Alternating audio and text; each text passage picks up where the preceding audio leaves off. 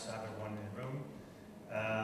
I'll be talking a little bit about business location intelligence, or location intelligence in a word, based on the banking and insurance sectors, focusing a little bit on them and on the capabilities we bring on that specific sector.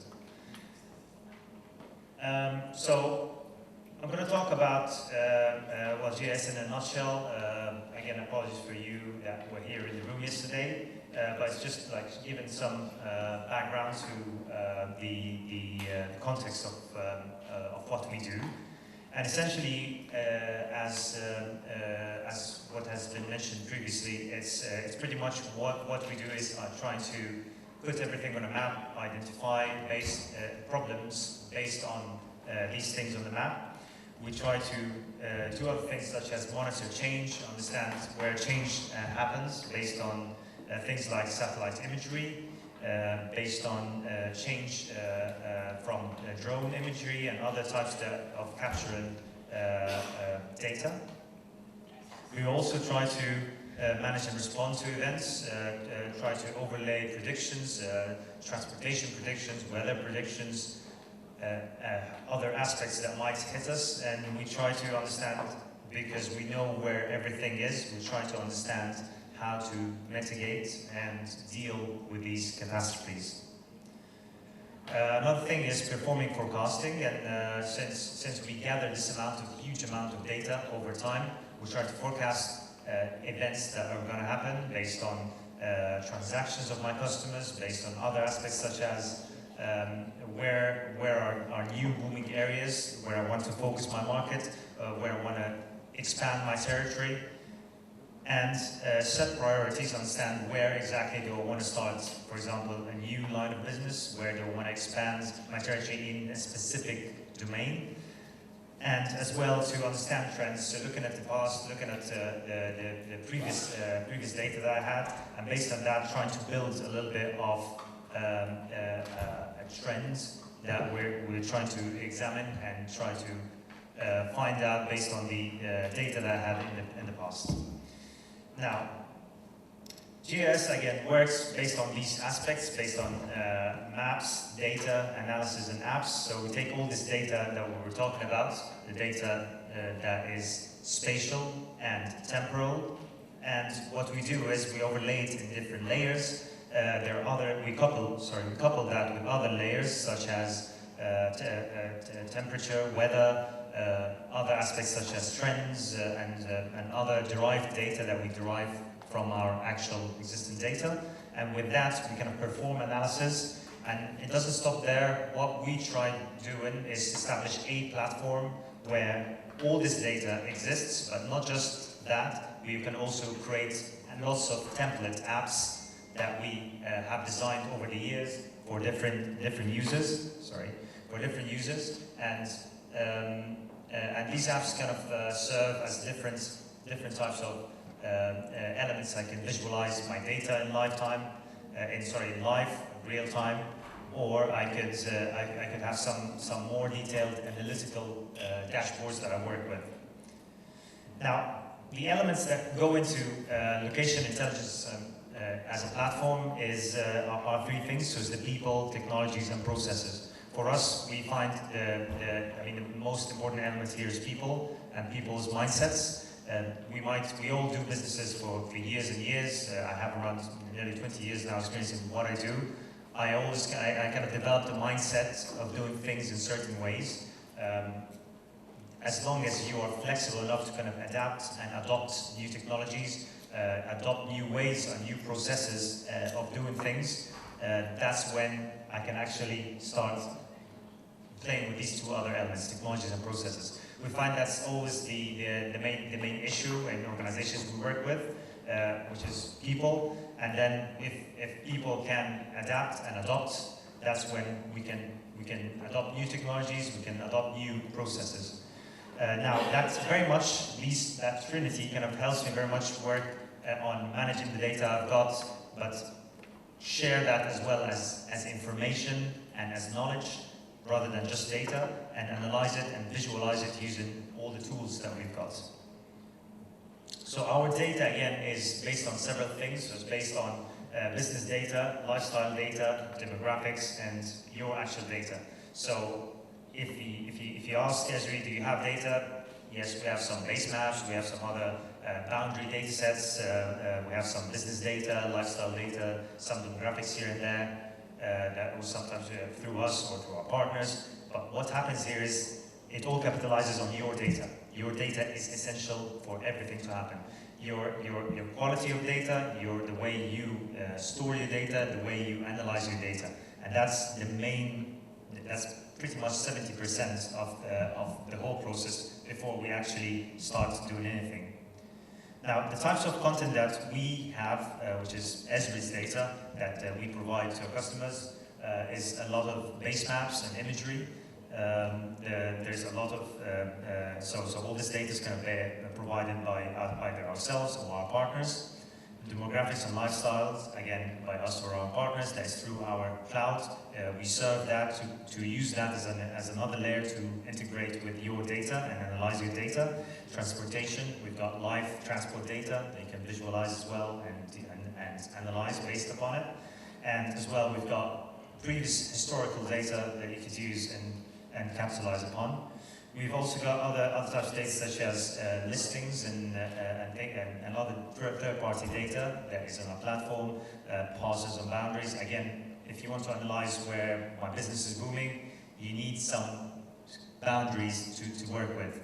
And sometimes these boundaries, you have these boundaries as organizations, you have your own precincts. If police departments have areas around them, and we kind of analyze their data based on that, banks do as well, insurers do as well. Every industry has their own boundaries. If you don't have that, this is how we work. We provide different boundaries based on neighborhoods, demographics, and census.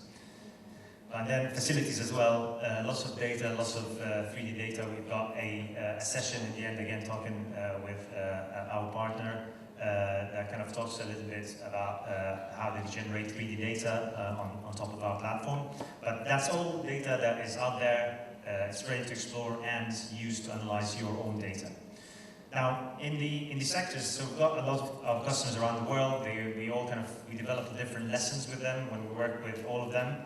Some of them are very advanced at specific areas. Others are advanced at others. We try to kind of bring all these kind of different departments, people, processes together with the technologies that they already use and try to capitalize on the location aspects of the data.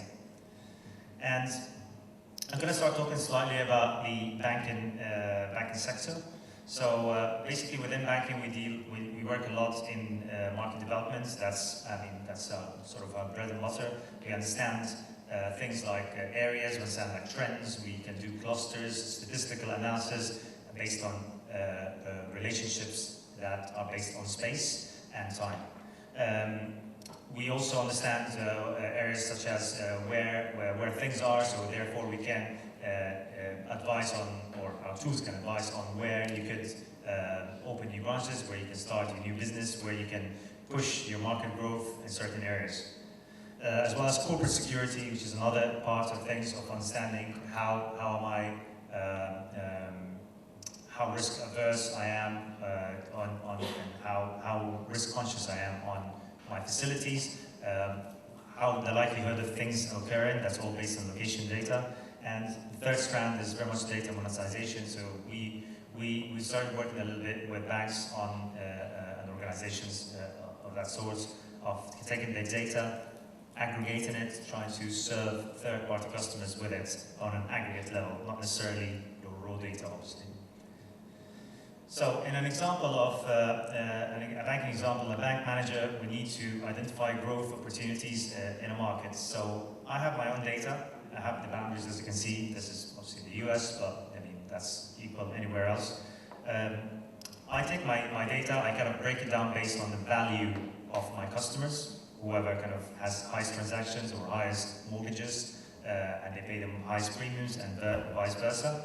And I kind of classify that across the area, and I kind of try to uncover hot and cold markets, so I'm just trying to understand the patterns. So I can say very much that I want to identify where areas where I suddenly started having a high increase in high-valued customers. And in that case, we have a tool here that what we call hotspot analysis. It kind of breaks that statistically based on time and space. So it identifies when these accounts and when these mortgages have started, and we kind of correlate that with the space aspect. And therefore, you can see percentiles there of these areas, this area in the southeast of the US in this case, that gives you a statistical value on where is the emerging market lately in the past year or 6 months. Again, these are all statistical measures that you can play with. But then what you do is you also want to combine that with areas where you have wealthy populations, so you want to combine that with demographics. So if I know demographics, I know where people that have certain values are, and therefore I could start targeting specifically the areas by correlating these two types of information, understanding where the areas I need to target are, and where the branches I need to start, what type of branches, with which types of services I need to target in specific areas. And therefore I could create reports based on that. It's something that you'll see in a later session, that we can create infographic reports rich with data that shows you every specific aspect of the different neighborhoods or the priority areas or neighborhoods that you've identified, and therefore you can build your analysis based on that. So banking capabilities, so we kind of, with market development, there are a lot of areas that we kind of work in, and that cuts across industries, not just banking. It's banking, retail, real estate, insurance, and all others. A customer is a customer. It's like a retail customer. It's no different. It's just that the criteria by which I qualify these customers is different based on my organization. So planning things such as territory planning, things like market performance, and seeing which branches or which areas do I serve better versus which areas do I need to grow versus which areas that are decaying basically for me. All these, understanding that information and making decisions based on that is quite important for me. Understanding as well the market performance in real time using KPIs or key performance indicators that I work by. That's another important aspect that I usually want to visualize and work with. And obviously that informs the strategy of where I want to go afterwards. Now this is an example of basically parcels where I want to start locating, let's say in this case, an ATM or a new bank branch. I just want to qualify the specific areas where, spatially speaking, I'm not talking here about customer information, I'm talking about spatially speaking, these are good areas where I can start looking for areas for branches to start. And here I have an area, a specific town or city, and in that case I want to be within a mile away from that main roads, these two main roads. So I kind of filter out the places. I also want to work on the corporate security side. So here what I want to do is identify the flood zones. So if I identify the flood zones, I can start overlaying that and excluding certain areas where I want to build my branch. And then I want to as well qualify areas where they're bigger than 20 acres because I want to build a big branch. Areas where I want to filter by that, so it qualifies a bit less areas. And then based on that, I want to qualify areas where I've got vacant areas where I can rent or buy. And that's a very typical thing that we kind of work with very easily. It's not, for us as technology, it's not rocket science, it's easy. What we do with it is that we identify areas, prime areas that we're looking for. These could be even 100 areas. But based on that, I can start coupling that information with my strategic expansion in my territory expansion plan, and then start planning based on that, which areas do I qualify highest and lowest. And other things are like such as distribution and serving other customers. How do I want to do the deliveries to my branches? If I've got specific areas where there's monetary movements from one location to the other, where do I place these areas? Where, such as my drivers, the people that I escort service that kind of takes my packages from one place to the other. How does that work? I can identify the areas using drive time analysis, understand the time zones or areas where it takes me 2 hours to drive from the source to the destinations, and therefore I can find branches where they're a bit underserved, they're a bit far away, and therefore my corporate security kind of measures or my risk heightens, and therefore I want to cover these areas to kind of make sure that all my operations go smoothly. And then, I mean, if I can switch here to... So another aspect here is, again, looking in the aspects of understanding my analytical aspects of my customers. So here, I very much, I'm in the banking world. I mean, one of the most important things that I look at, as a bank, what I deal with the most, and I like dealing with a lot, is mortgage customers. So they are high-value income streams that I can work with. And based on that, I want to understand which branches have the most mortgage customers, but not just that, understand which branches are more central to more central to strategic customers as well, and what are the groupings of customers that are far removed and far away from branches that I've got. So in this case here, I can see all my customers on the map, and based on that as well, I could quantify these number of customers by the value that they bring to my map, so the amount that I have, so their value. But then I can overlay on blue here, as you can see on the map, where the branches are, the different branches that serve these customers. Thing is, I mean, looking at eyeballing things like that is a bit difficult. You can see that, well, you know, how do I correlate? How do I see which customers kind of prefer going to which branches, or are they covered by these branches or not? So I can create something like a spider diagram that kind of enables me to see how far away or how removed certain customers are. But then based on that as well, I can look at specific branches and see like the total number. I can calculate by branch the total number where mortgages are valued. Not necessarily where people get their mortgages from, but necessarily which branches are focused on the customers that are within their catchment area. But then based on that as well, I could quantify these branches based on the different levels of income that they kind of serve. And here I can identify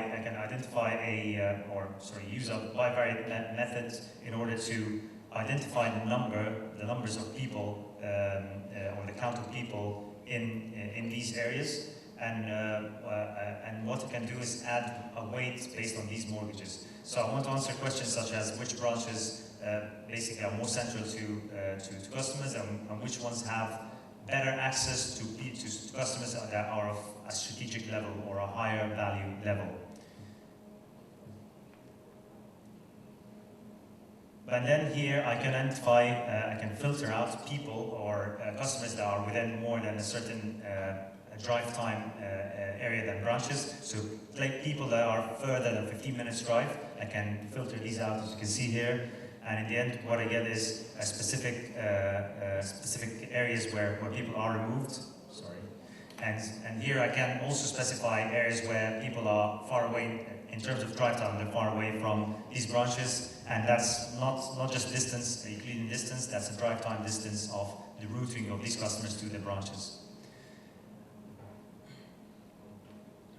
So here I sort of answered that question by understanding which branches have more importance, carry more weight and more importance to me, where I should, as a planning viewpoint, I could focus on these areas. I can start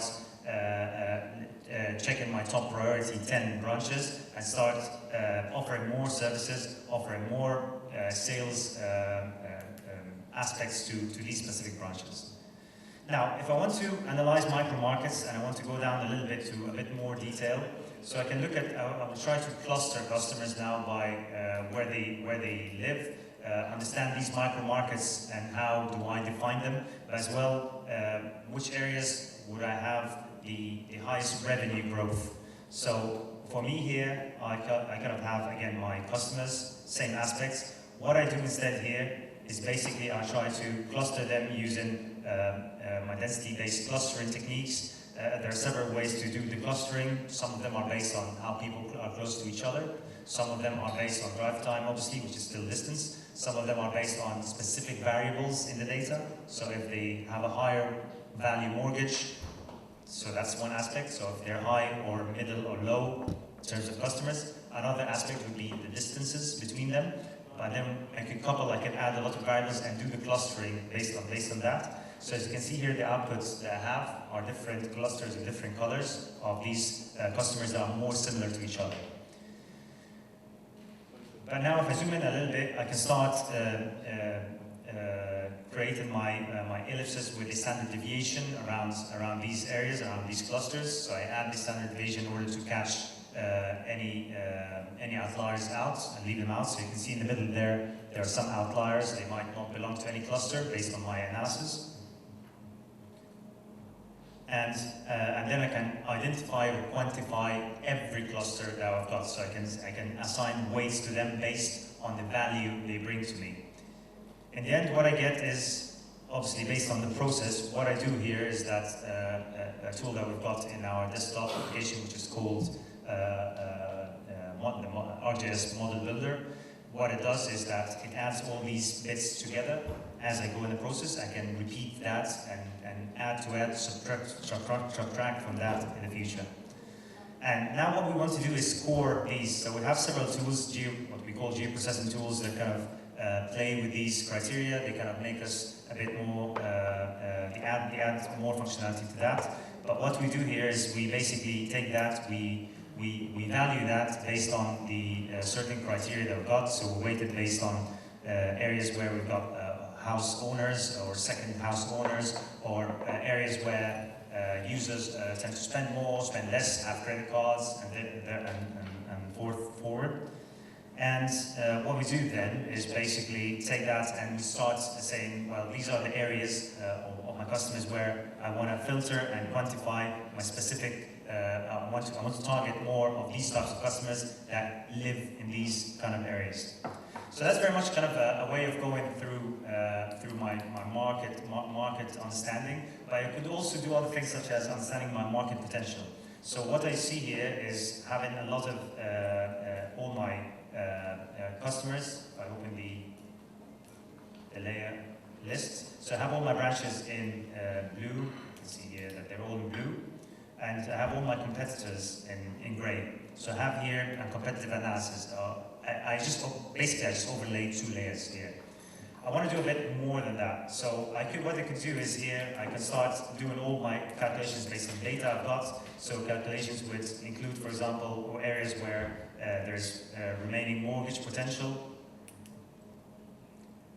and that would kind of give me a classification of the areas where I've got more mortgage potential on the map. Obviously, that's all quantified based on zoning that I've got. It gives you numbers. It tells you all information, detailed information about it, based on the market analysis that I've got. It could also show you areas where I can have certain loan potentials. And that loads.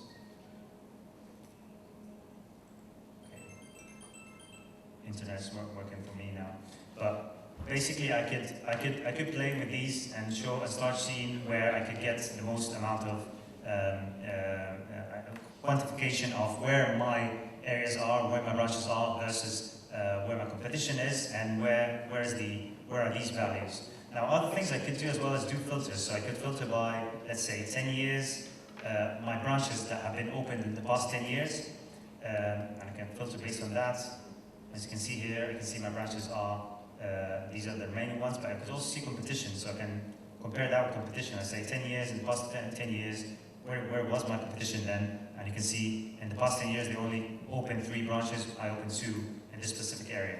I could also run other criteria to see, well, I want in the past 10 years to look for the past 10 years with a growth of 25%. I want to also do that for my competitors and see the growth that they have in 2%. And you can see here that you have one branch that satisfies that criteria. My competitors have the same thing as well, with all the details, as you can see here. And what I can do afterwards is, obviously, you can go to bookmarks and I can start doing the same analysis for every specific city. So to go and let's say I broke here everything cities into Atlanta, Birmingham, Tampa, and Houston, and start exploring every micro market for the same exact scenario. And that kind of gives me an understanding of how do I perform, how am I performing lately, or how my branches are performing lately in the branches that I just built. So it kind of gives me an understanding of the my late investment and return of investment on it. Other aspects as well as lots of dashboards. These are the apps. Remember I said data, maps and applications. All these are apps that are easy to build. They're configurable apps, they're templates. They basically throw your data on them. You just identify the KPIs you want to put up there, and it kind of shows you that in real time. Whenever data comes in, that kind of shows you that. Obviously, in this modern world where IoT is enabled everywhere, we also have a lot of live streams. So we can see things such as the performance of my branches everywhere. I can color code them, tweak them based on any information that I want, and see basically the number of deposits in certain branches over certain amount of times. Have all these kind of analytics on the map, visual correlated to the map, and obviously see the list of top performing branches, for example, in certain areas and so forth, and understand my whole growth, 1 year growth, 3 year growth, 5 year growth, and so forth. Another thing I could do as well is targeting specific audience. So again, we do lots of kind of mall analytics, outdoor analytics, and indoor navigation. But what we do here, that's a scenario coming from the retail side of things. But we kind of track people using footfall analysis or using Wi-Fi and Wi-Fi and Bluetooth and other scenarios. But here in these areas, we kind of it helps us kind of understand where are the concentrations of people in certain stores. It also helps us identify, based on the movement of people, where do people usually move a lot during the day versus night, weekend versus weekday, and so forth. And therefore, based on that, I could identify where could I put certain billboards that kind of target specific audience that go, for example, to Zara, or people that go to Boss, for example, and buy suits from Boss, for example, are more likely to be high-end customers. But based on that as well, I could specify the specific billboards in these areas that is lead into Boss, but as well has a specific value in terms of how high it is.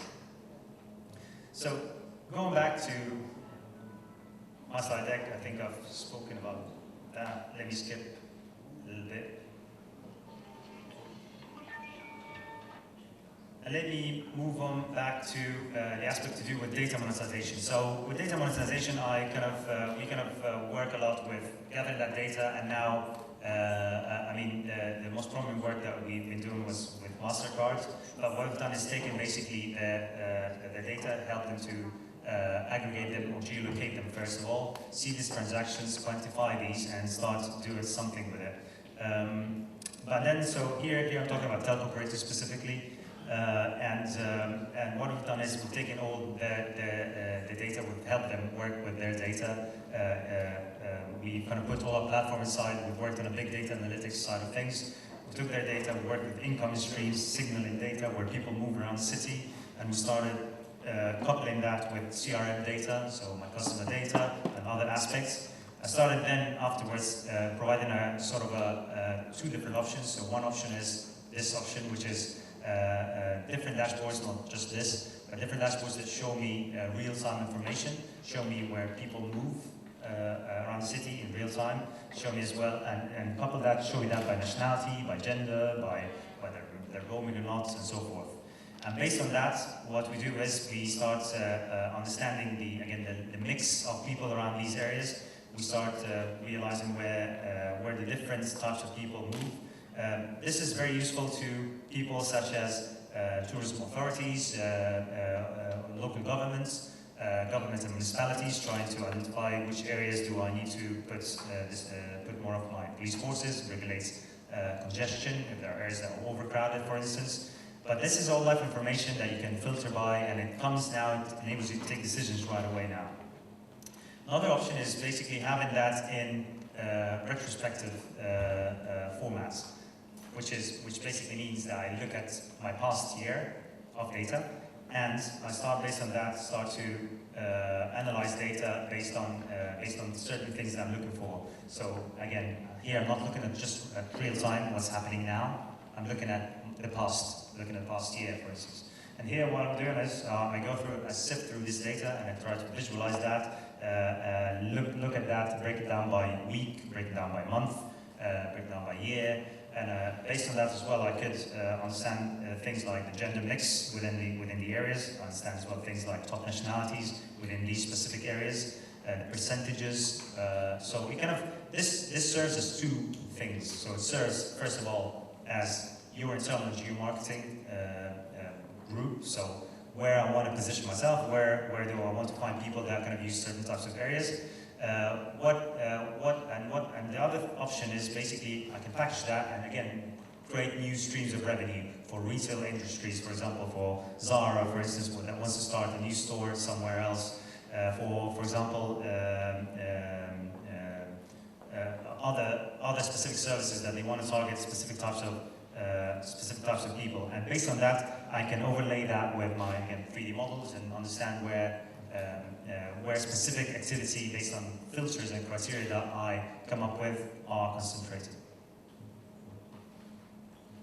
And then I can work with transport authorities as well to find origins and destinations, where do people move from to, and spendability, and that's I mean, there's a lot of types of data and types of information products that you can come up with in order to serve third-party organizations and serve myself as an organization. And you can see these are just snapshots of these kind of industries that I can start targeting with different types of scenarios. These are kind of streams that some of them we spoke about a lot with authorities before, some of them we already implemented. Jump into insurance. So there's sort of nearly similar kind of areas of work in market development. We've already spoken about that.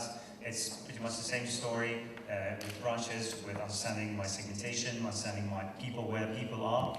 But another thing as well is the aspects to do with corporate security, which is again what we spoke about as well, and making sure that we minimize risk of where my branches are. But in insurance, it works slightly different as well.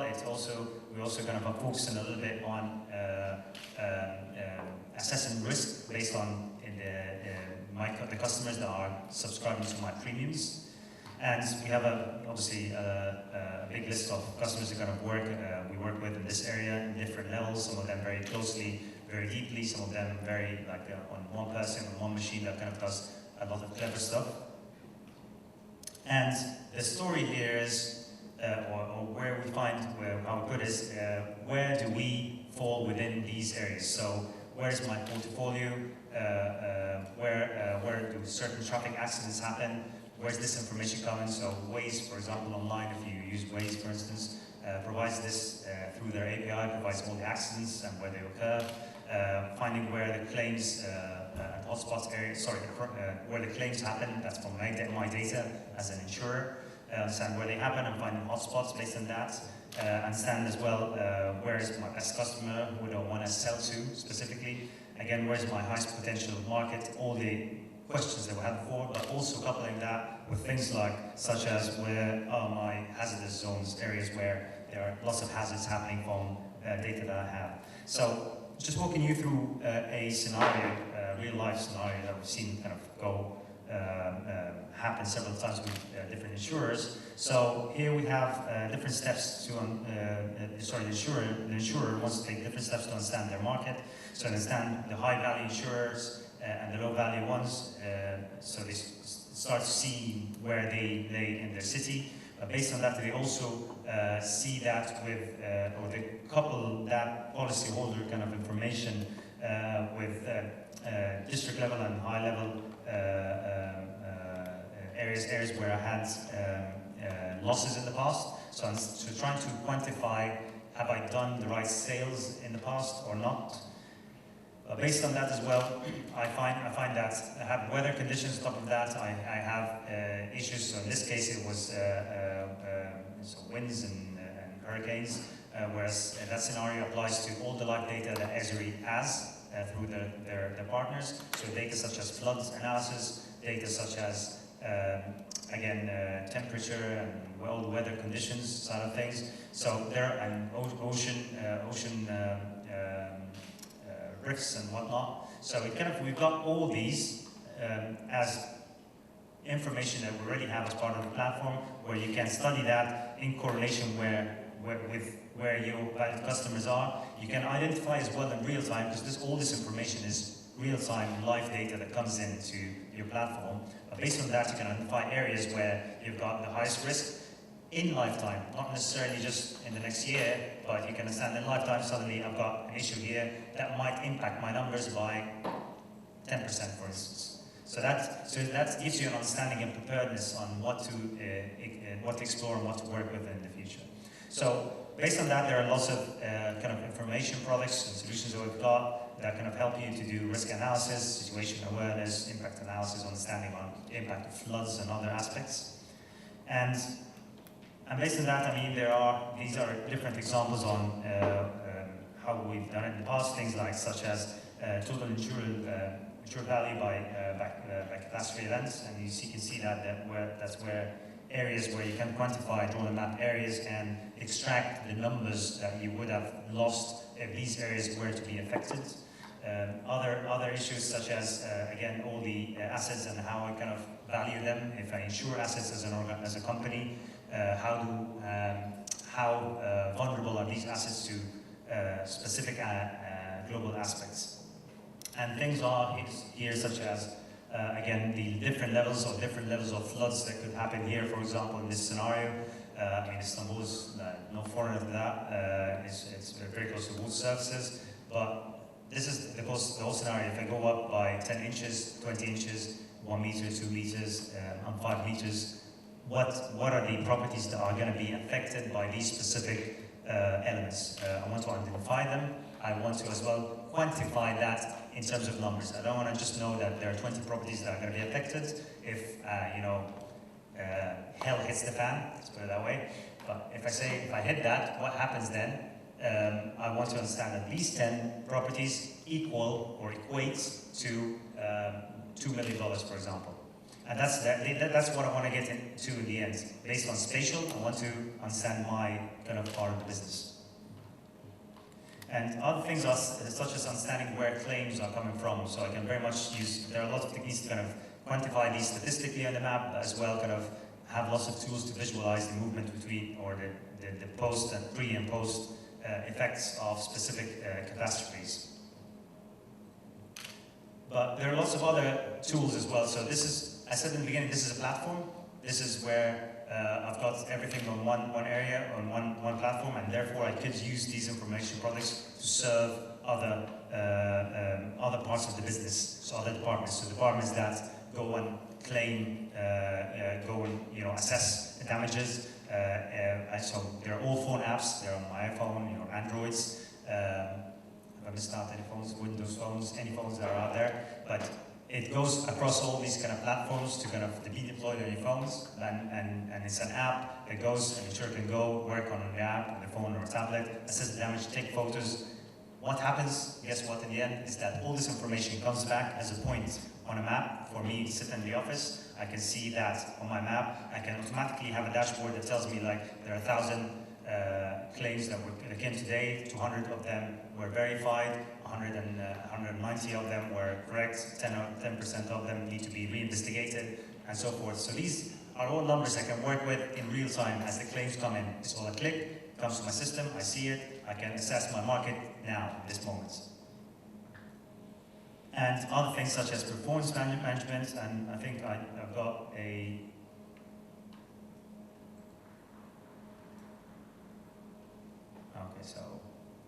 internet, so let me revert to what was going through. So you can see product by performance of specific products that I sold, so certain premiums that I have, and different types of insurance products that I have. You can see their performance by areas. I can do all types of the same analysis based on what I've just spoken about previously, understanding my customers, correlating demographics by the type of performance in different areas, seeing what formula worked in certain areas, finding the same areas elsewhere, and trying to replicate and resell these products again. So, again, Another aspect is, again, you know, where agents go around the field and they have their phones and they start, you can track them, you can see what they're doing in real time. Now the thing is, I want to optimize how these people move. I want to optimize how people kind of relocate themselves, locate themselves in different areas. So if I have 100 guys that go in the field and go and verify claims, I want to manage that workforce effectively. And obviously, as you sort of understand now, one of the powers of what we have is all the routing service, not just routing that from A to Z, but it's having 1,000 locations I want to visit every hour and 100 people that need to cover these areas. How do I best optimize my routing of these 100 resources to these 1,000 places in the best routes and best times in real time? Once someone gets somewhere, they realize, well, we finished a bit early and that person was still late, it automatically reassigns them to some other thing to do. And that's pretty much what we kind of put in the back end. We have several examples that kind of help us to do that. One of them that's in Germany. Aviva is our customer in the UK as well. That kind of enables us to run all these kind of complex risk assessment profiles. We kind of do that and from the market research viewpoint very heavily. And other aspects are such as, for example, so here is understanding exactly where my claims are, what do I do with my claims, how do I understand that using a spatially aware BI tool, a business intelligence tool. And here is very much understanding what does how much do my claims reflect in dollar amounts. You can break that down, understand the correlation to the different aspects that affect that. So hail, that's obviously somewhere in the US, but hail basically was the main contributor. And then we had flooding being the second contributor and so forth. So I can start assigning weights to how I assess my claims in the future. And that kind of is correlated as well with time. So this is one of our tools that's called RGS Insights. What it does is essentially kind of breaks down all my data into all these different widgets that I can extract, drag and drop. It's all a very easy experience to use. But here I can very much understand that in temporal domain. I can understand across time which kind of factors affected me mostly. And here I can also click on specific ones and it kind of reflects on the map, shows me hail and where these areas were concentrated versus the whole amount.